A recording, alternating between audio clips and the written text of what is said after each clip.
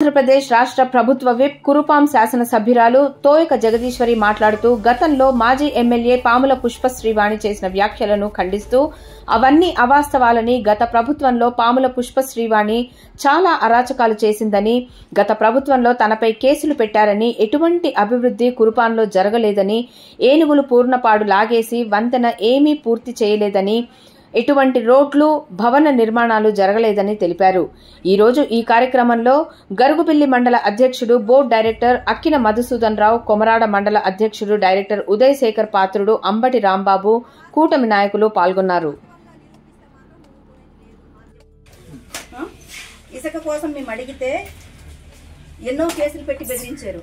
ఇవన్నీ తర్వాత ఏనుగుల కోసము మేము మాట్లాడితే నా పైన అక్కడ పెట్టేసి కేసులు పెట్టారు. గరువు బిల్లులో పెట్టి నాకు ఆ గరువు బిల్లు స్టేషన్కి నాకు తీసుకెళ్లారు.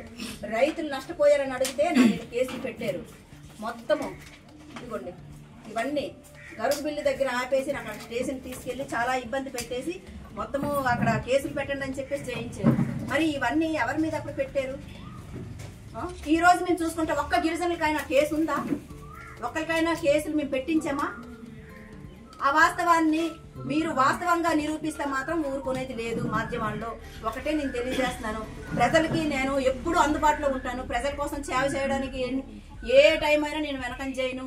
కాబట్టి మీరు ఓర్వలేక ఇలాంటివన్నీ నా మీద చేసి, అంటే మీరు కావాలంటే ఎంక్వైరీ చేయించుకోండి, నేనేం భయపడను. నా మీద మీరు ఎంక్వైరీ చేయించుకోండి, ఏం పర్వాలేదు. ఈరోజు ఇంత అవాస్తవాన్ని కోట్లాది రూపాయలతో ఉన్నటువంటి ఆస్తులు నావని చెప్పేసి అసలు ఏంటిది? ఆయన మీ మనిషి కాదా?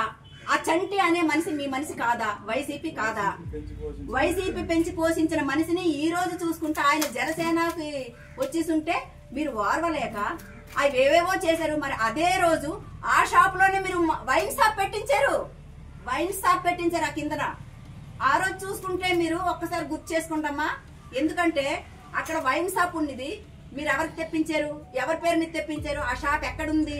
అప్పుడు తెలీదా? ఇవన్నీ వాస్తవాలు కాదా?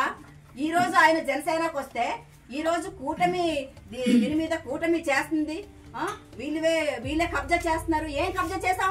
ఆధారాలతో సహా నిరూపించే పోతా మాత్రం ఊరుకునేది లేదు. గిరిజనులంతా నీ దగ్గరికి మేము దండయాత్ర చేస్తామని సందర్భంగా తెలియజేస్తున్నాను.